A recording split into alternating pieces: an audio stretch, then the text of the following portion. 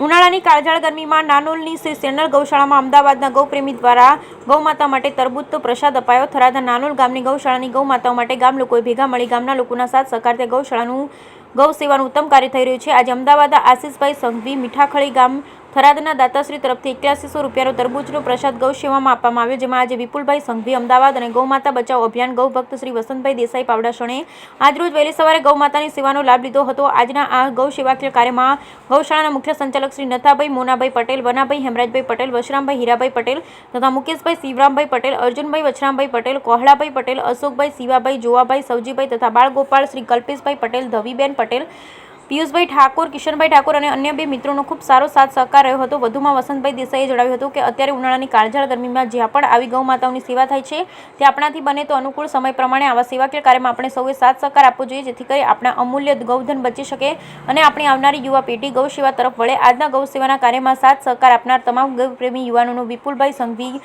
અને વસંતભાઈ દેસાઈએ દિલથી ખૂબ ખૂબ આભાર વ્યક્ત કર્યો. Bureau report, Banaskantha.